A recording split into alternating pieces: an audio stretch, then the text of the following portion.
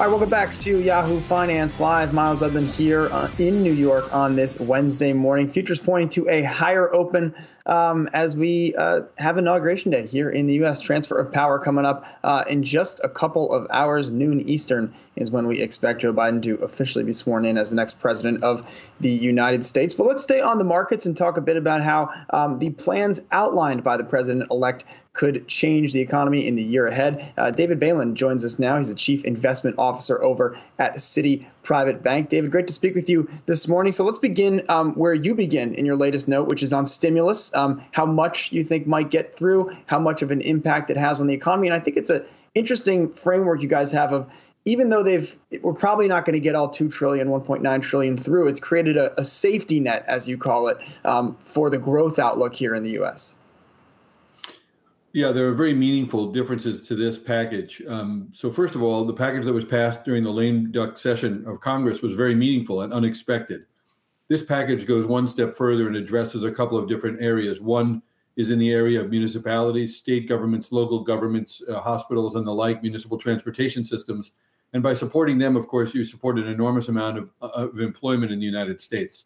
We estimate now there's between 10 and 10.5 million people who are looking for work, who don't have work, and a variety of people in industries like restaurants, lodging, and retail that are not looking for work at all. So these policies and practices are designed to bring them back to work by stimulating the economy, by helping people who are renting, people who've got issues in their own personal finances, and then small business. So this package is very significant in that regard, but it's so large that it actually will not fully be drawn down if it's successful. And that's what we mean by safety net.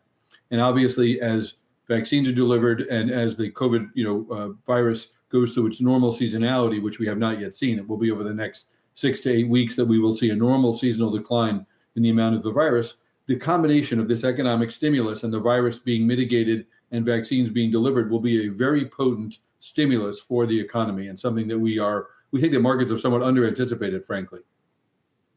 David, listen, the markets have had a tremendous run since Election Day. Do you think it's been a relief rally? I talked to a lot of corporate executives, and you hear it in their tone. They're relieved that today is Inauguration Day. They are relieved that they can now perhaps get back to focusing more on driving earnings upside and not having to worry about commenting and talking about and planning for confusion in government. Has that change in leadership, has that been priced into the markets? And if not, how much more upside just from that alone, that component, how much more is left?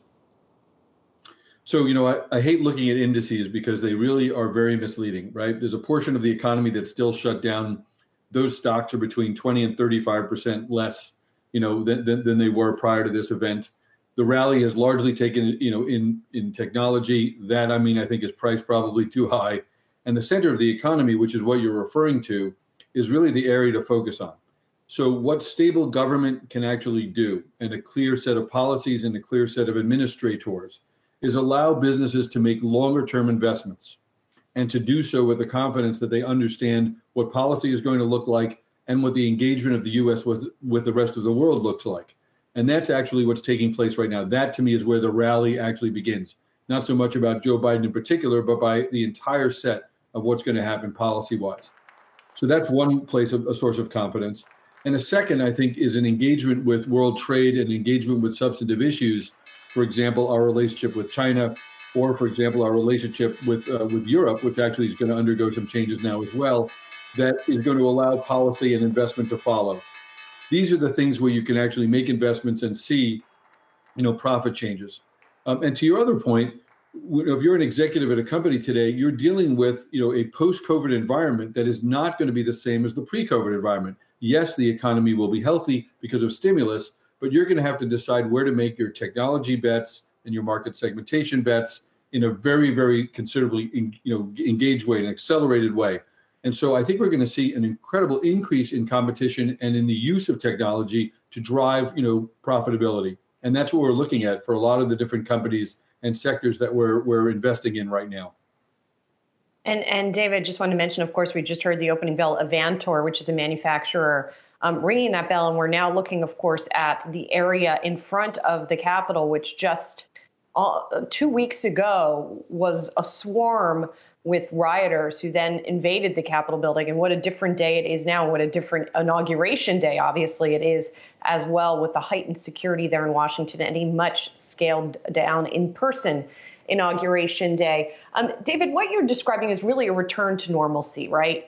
For the economy, for politics, for the markets as well. And if the last is true, what does that process look like? That implies that we have not yet seen that sort of adjustment, at times perhaps difficult adjustment, that needs to happen in the markets to come back to that area of normalcy. I think you're exactly right. Let's use technology as an example, right? It's assumed by the markets today that every technology is going to be great. Every software as a service, every company, that delivers video, everything is very hyped up right now in technology, and even the prices of companies, in the markets, in the private markets, reflects this. I think that this enthusiasm, right, will then turn into discernment, and which companies can continue to grow, et cetera. For typical companies, right, just basic consumer companies, we're going to see a leave your home, activity. People are going to, go outside, venture outside, literally, and go back to what you call normal.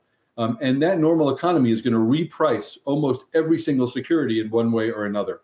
And so all of these things have yet to take place. And I think many investors are, fascinated by how they can, take advantage of the bolus of energy in the markets. We think that this rotation, right, is not from growth to value, but it's actually from stay at home to leave your home. It's actually from companies that underinvested in technology to companies who are going to prospectively invest in technology, in robotics and things like that. And so this is going to cause what I describe an acceleration. And we think we can have 4.5% growth in the United States for several years, which is above trend growth. And that is not priced into the markets yet. But we don't want our investors or anyone listening to just say, we're going to buy the indices.